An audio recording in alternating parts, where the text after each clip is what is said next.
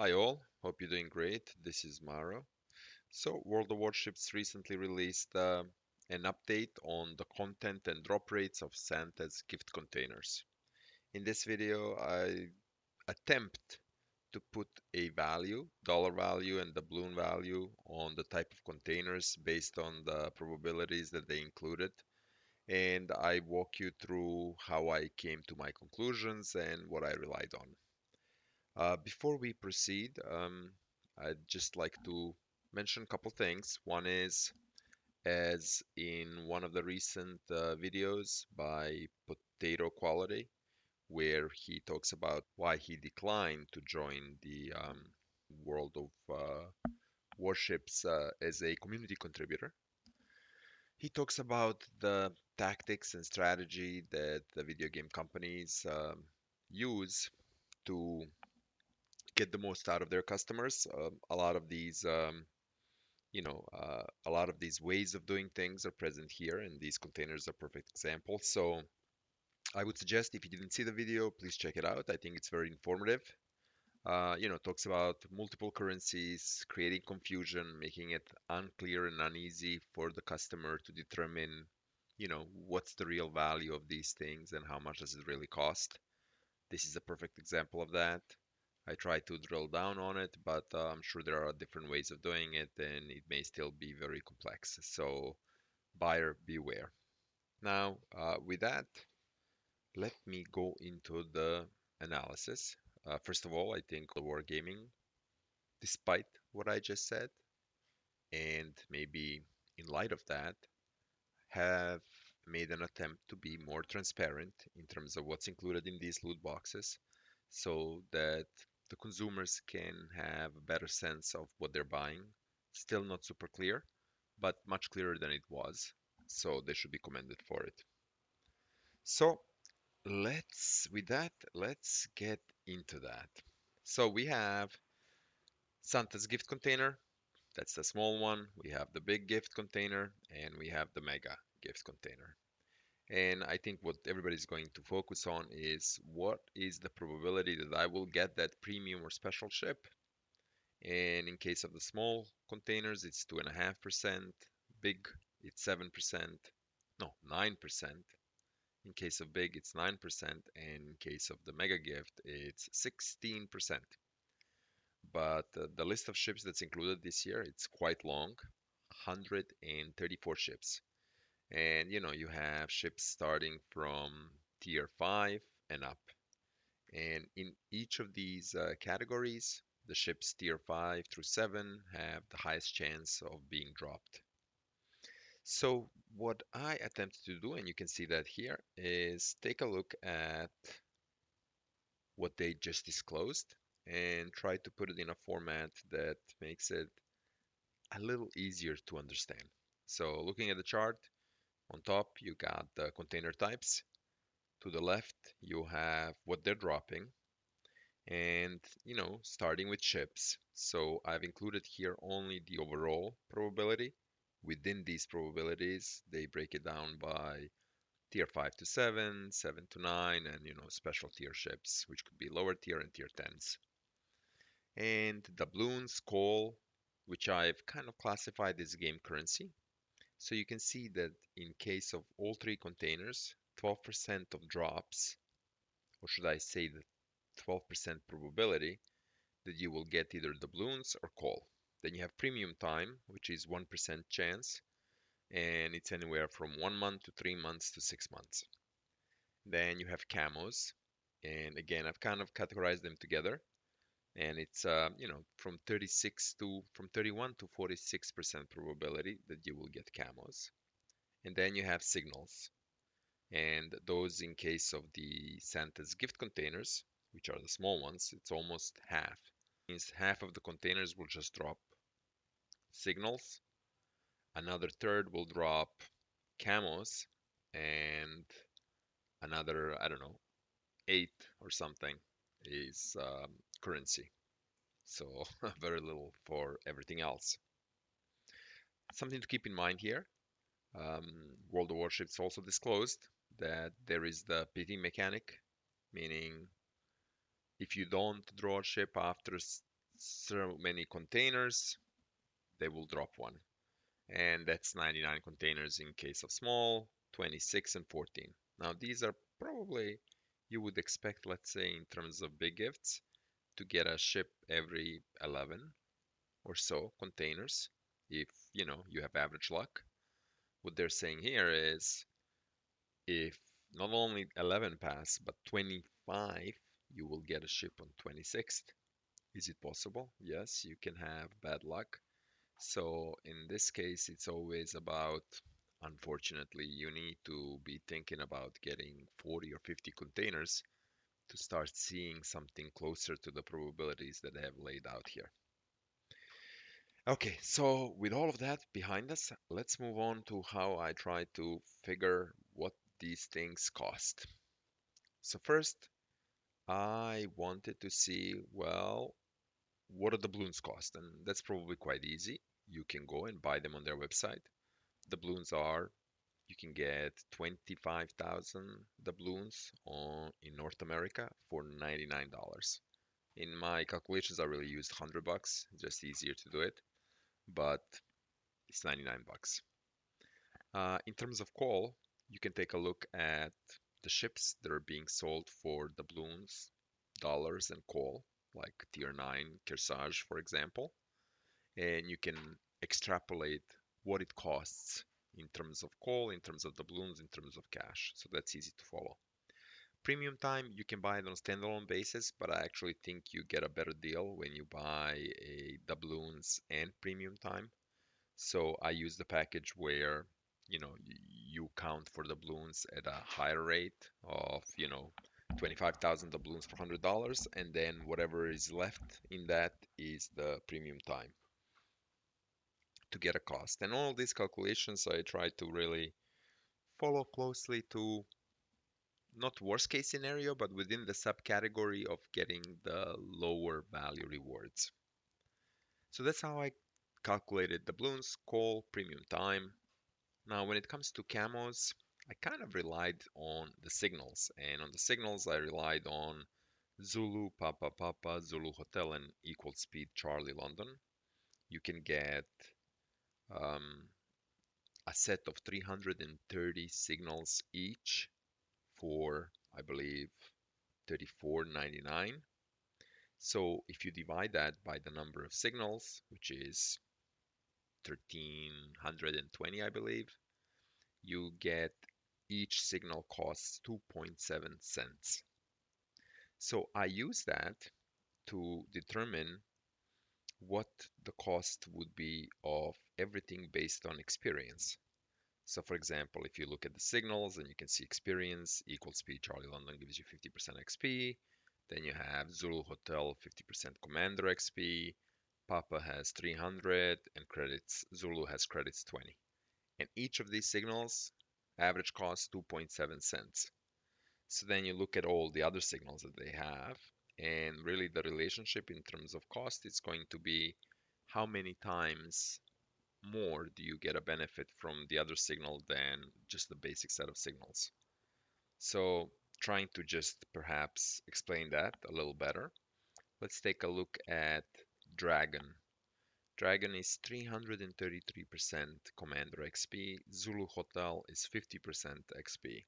So that means that Dragon gives you 6.66 times the value of Zulu Hotel.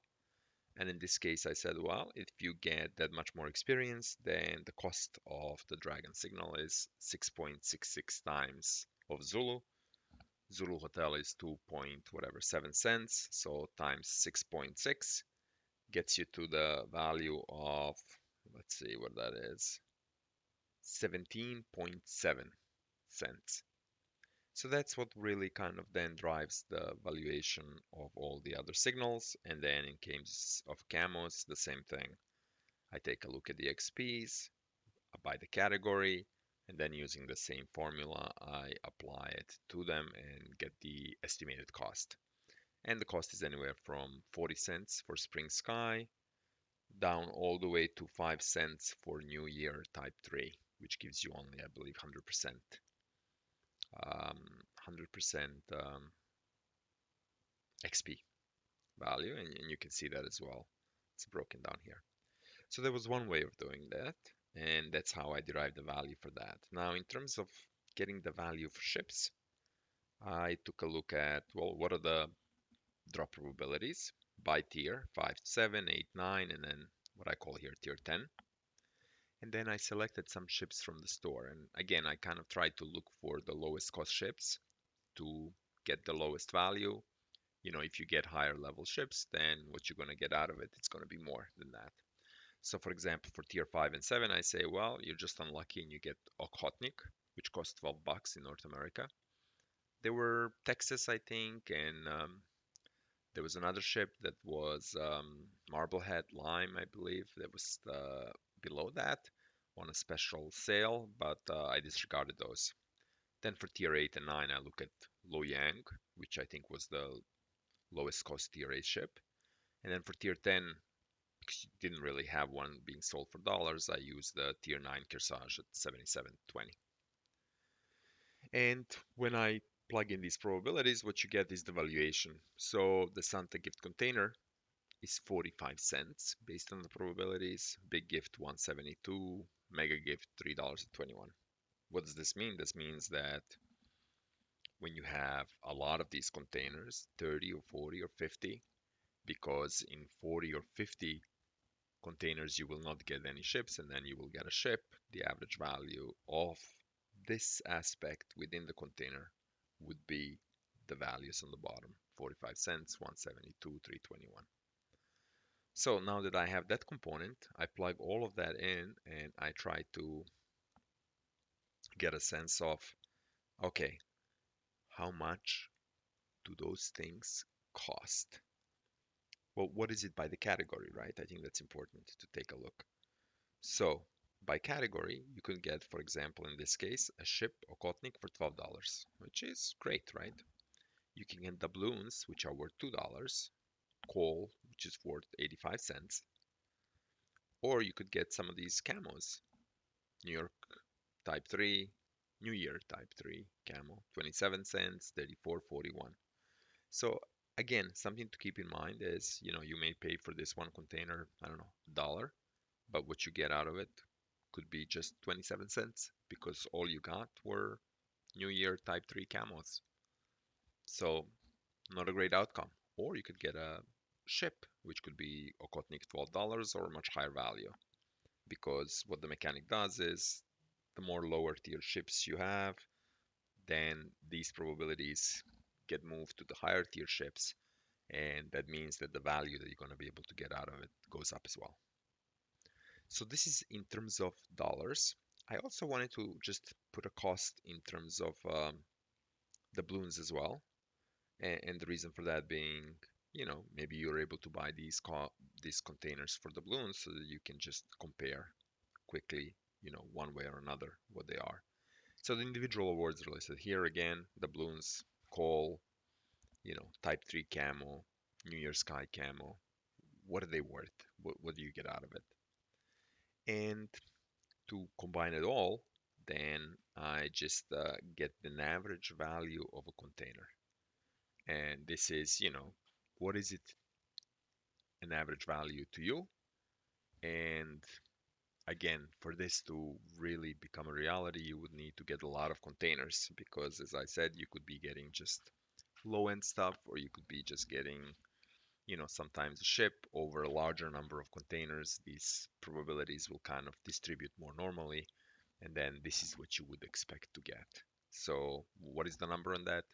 I don't know, but I guess if I had to guess, maybe 50, 60 containers, and then I would hope your values would get closer to this.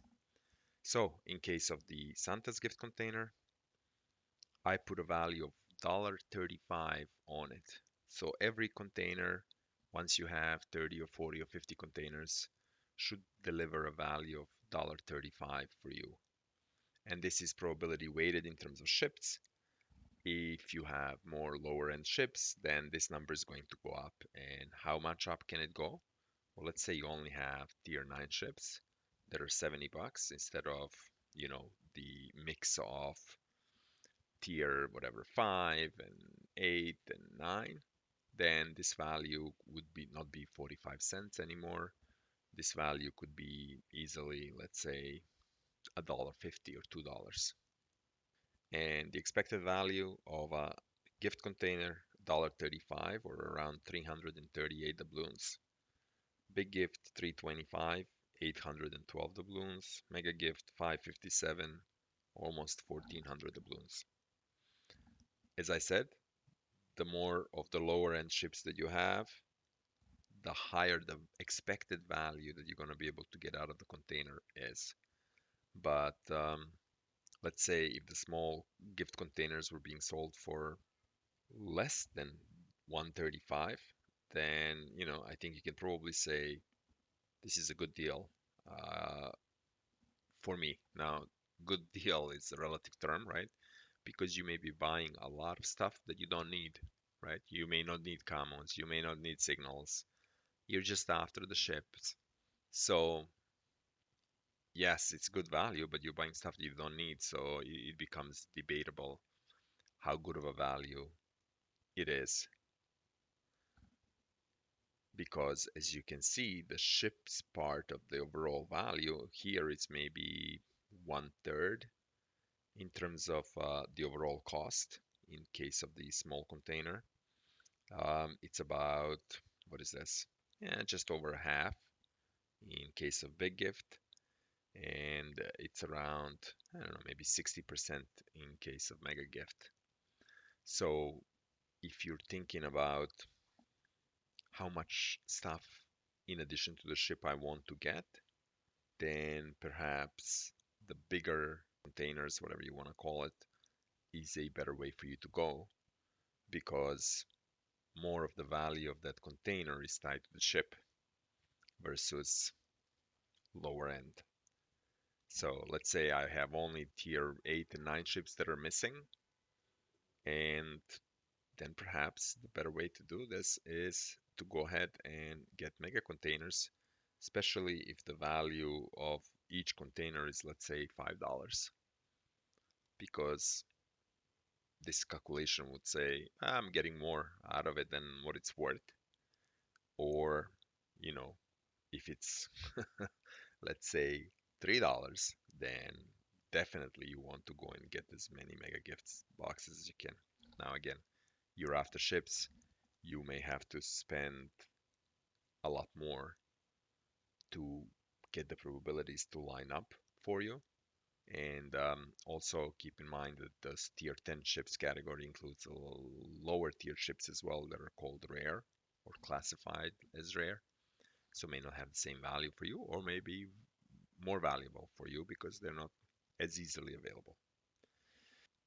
So with that, we come to an end of this video. Hope that makes it somewhat clearer how this all came about so that it's easier for you to follow and hopefully provides some guidance to you in terms of, you know, what makes sense for you or it does not. But I would, again, advocate caution. This is a strategy that a lot of game developers use. It's intended to confuse you and maximize the value of your money that they can get out of you. Um, all we're doing here is renting things. You don't really own anything ever. So keep that in mind. And may I just say that, I hope your outcome gets close to the values outlined here and that you get the stuff that you want. So with that, best of luck on the high seas. Maro out.